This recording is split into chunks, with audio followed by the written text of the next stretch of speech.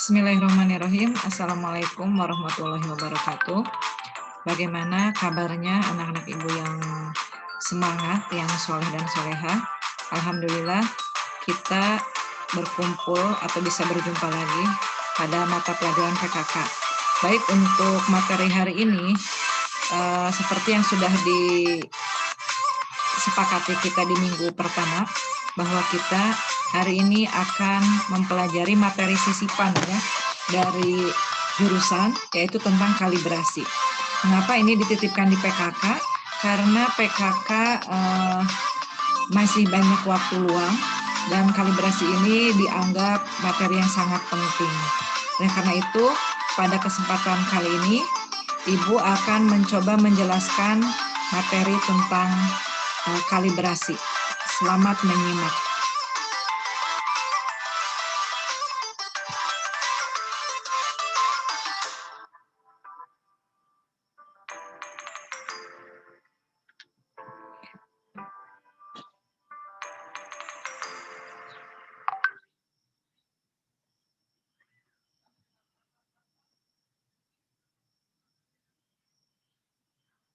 Baik,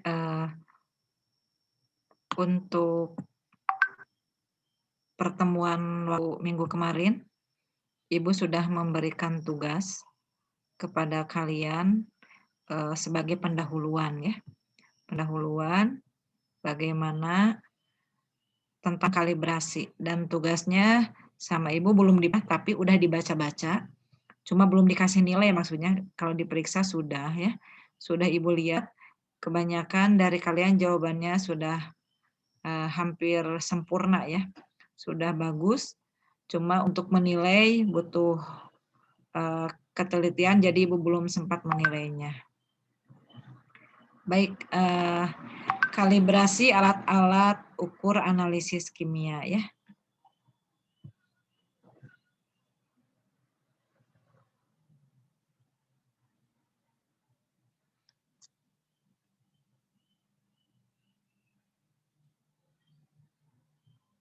Sebentar ya, ini loading. Baik, dalam pertemuan sebelumnya kalian sudah literasi, bahkan sudah searching, kalian sudah mengetiknya sendiri atau mengcopy paste ya, tidak masalah. Yang penting kalian sudah literasi tentang apa itu kalibrasi. Kemudian kalian juga sudah tahu mengapa harus dilakukan kalibrasi. Bahkan ada tugas berikutnya, apa saja yang dapat dikalibrasi. Bagaimana cara melakukan kalibrasi, itu semua kalian sudah membacanya ya. Nah, mari kita pelajari bersama tentang materi kalibrasi tersebut. Baik, ini adalah alat kimia yang sudah tidak asing lagi bagi kita ya sebagai seorang analis. Ini adalah labu ukur ya. Labu ukur ini mempunyai tingkat ketelitian yang tinggi. Nah, pertanyaannya, apakah benar ketika kita mengukur menggunakan labu ukur ini yang ada tulisannya 1000 mili, betul hasilnya 1000 mili, yang ini 500 mili, apakah betul hasilnya 500 mili, dan seterusnya. Nah, untuk mengetahui atau memverifikasi apakah alat ukur kita ini akurat atau benar sesuai dengan rancangannya, maka kita butuh suatu kegiatan yang disebut kalibrasi ya. Nah, mari kita pahami bersama-sama. Setiap alat dapat memberikan hasil ukur dengan keabsahan yang sama. Alat ukur tersebut perlu mempunyai ketelusuran kepada standar nasional atau standar internasional. Maksudnya, kalau memang alat-alat ukur yang kita gunakan itu tepat, maka dia harus mempunyai ketelusuran atau bisa ditelusuri, tidak terputus menelusurinya sampai ke standar nasional atau standar internasional. Nah, cara untuk memberikan jaminan bahwa alat yang digunakan mempunyai ketelusuran kepada standar nasional adalah dengan melakukan kalibrasi terhadap alat tersebut ya. Jadi kalibrasi itu salah satu tujuannya adalah untuk digunakan untuk mempunyai ketelusuran kepada standar nasional. Nah, kemudian Kalibrasi itu bisa juga diartikan sebagai proses verifikasi bahwa suatu akurasi, suatu ketepatan alat ukur sesuai dengan rancangannya. Kalau yang tadi dirancang 1000 mili, ya sesuai dengan rancangannya 1000 mili. Jadi tidak kurang atau lebih. Ataupun jika kurang atau lebih masih dalam batas yang diterima, begitu ya. Nah, untuk acuan atau dasar sistem kalibrasi yang efektif, kita menggunakan standar ISO 17025, yaitu tentang standar laboratorium pengujian dan kalibrasi. Nah, baik, adapun ilmu yang mempelajari tentang ukur-mengukur itu kita sebut dengan metrologi, ya. Logi itu ilmu, metro itu mengukur. Jadi metrologi adalah ilmu yang mempelajari tentang ukur-mengukur, ya. Ilmu pengetahuan tentang ukur-mengukur disebut juga metrologi. Adapun bidang kerjanya yang dibahas dalam metrologi itu ada standarisasi, ada pengujian, dan ada jaminan mutu. Sedangkan bidang yang dikelolanya di dalam metrologi itu adalah ada satuan ukur, ada alat ukur itu sendiri, dan prosedur pengukuran. Nah, itu bidang kerja dan bidang yang dikelola, ya. Kemudian metrologi itu sendiri dibagi menjadi 3. Ada metrologi legal, metrologi industri, dan metrologi ilmiah. Mari kita bahas satu persatu, ya. Metrologi legal ini biasanya sering disebut tera, ya, atau tera ulang. Jadi kegiatannya itu dalam metrologi legal itu seputar tera atau tera ulang. Menangani peneraan alat-alat ukur yang langsung berhubungan dengan kepentingan konsumen. Jadi metrologi legal ini langsung yang berhubungan dengan konsumen, seperti transaksi, kita jual beli, ya, kita membeli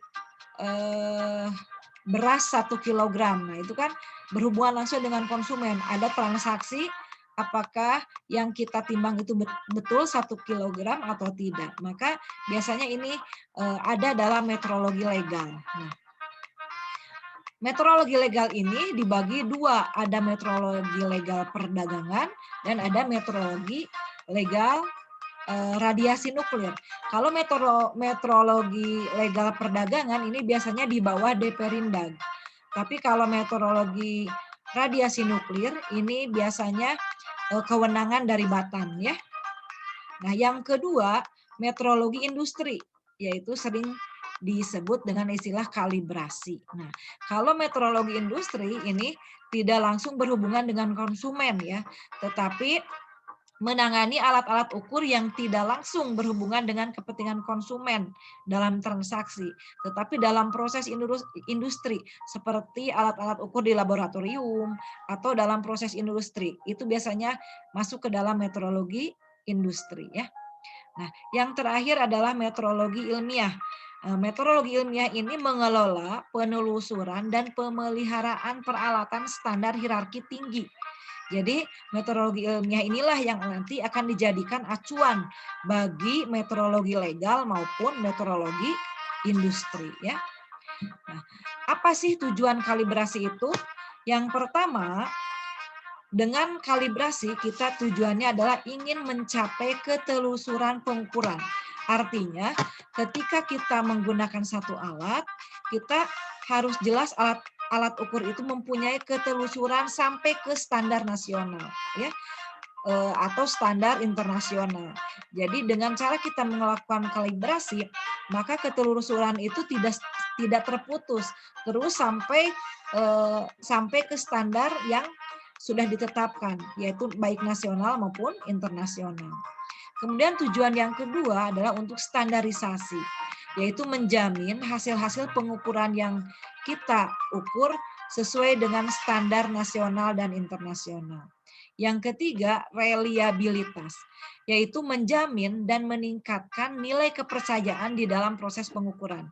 Jadi dengan kita melakukan kalibrasi, maka kita percaya bahwa yang kita ukur sesuai dengan rancangan yang tertera di dalam suatu alat ukur.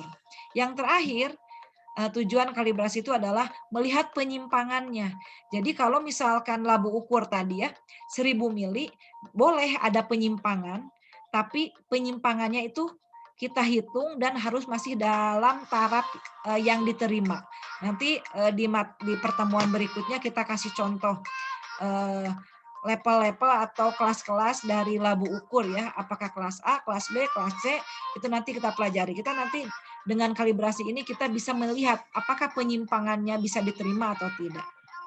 Nah, bagaimana proses kalibrasi itu dilakukan?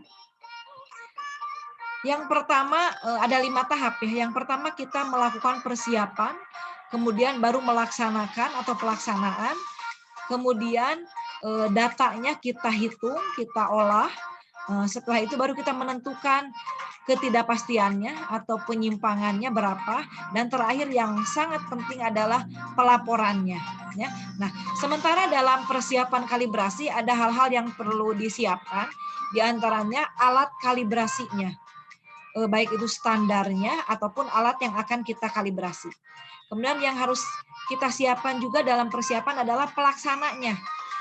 Pelaksananya tentu harus orang yang mempunyai kualifikasi ya, atau minimal dia sudah dibuktikan dengan ada sertifikat dari badan yang sudah ditentukan. Nah, yang ketiga persiapan itu dari kondisi lingkungan kalibrasi. Jadi lingkungannya, suhunya, atau kelembaban udaranya itu harus dipersiapkan.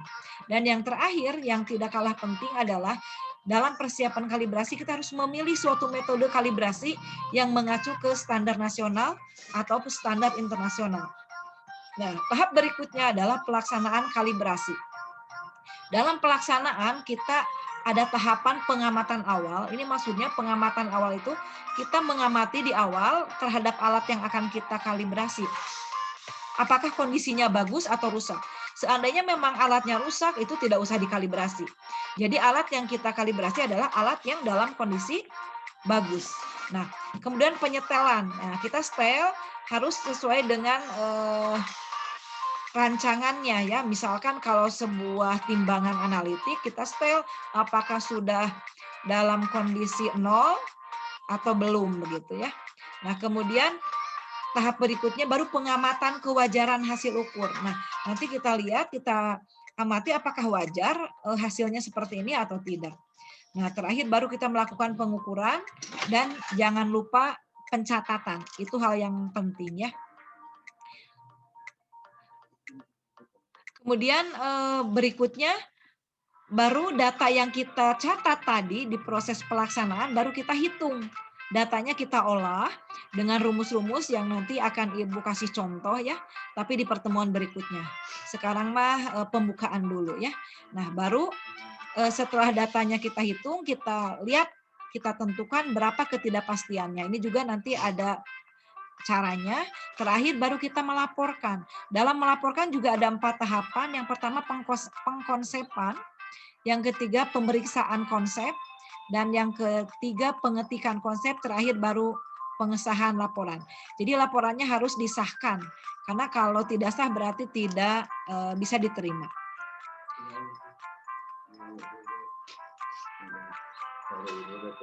Ibu bertugas mendampingi kalian di kolaborasi pembelajaran. Karena Ibu yakin sebentar ya, ada iklan dulu.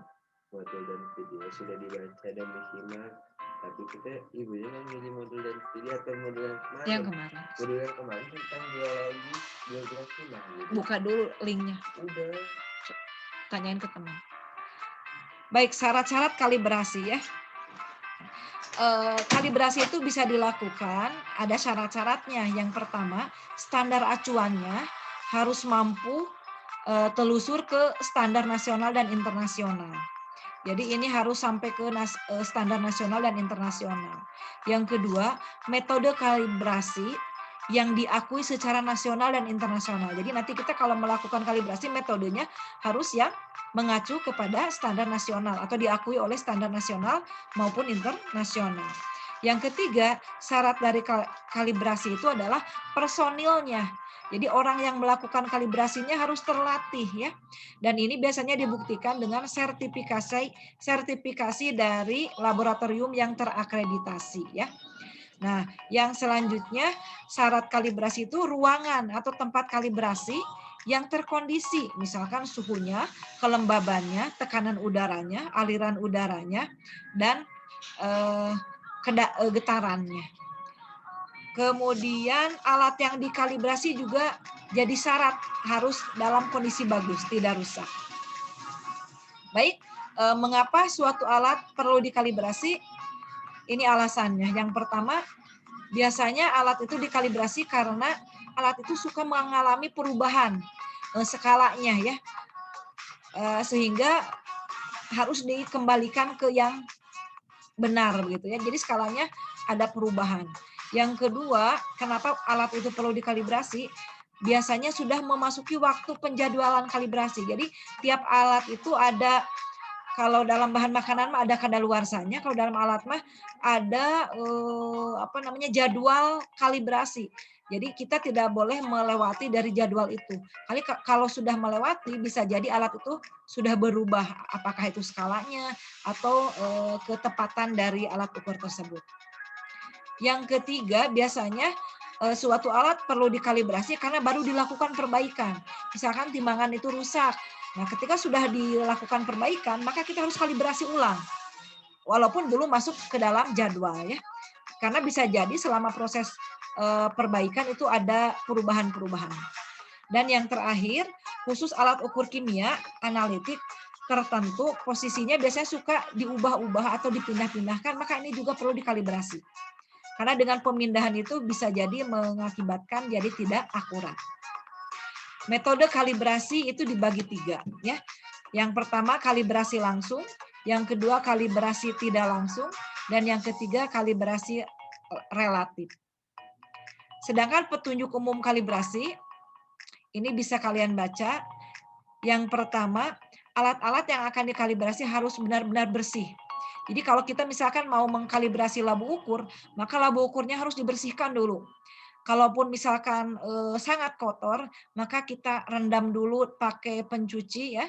Pencucinya biasanya asam sulfat atau dikromat ya. 8 jam biasanya ya, tapi itu tergantung dari tingkat kekotorannya. Dan yang kedua yang harus diperhatikan adalah alat-alat dan air yang akan digunakan untuk kalibrasi harus mempunyai temperatur yang sama dengan temperatur ruang ya. Siapkan beberapa jam sebelum percobaan dimulai agar kita nanti pas prakteknya sudah sama antara suhu ruangan dengan suhu alat atau air.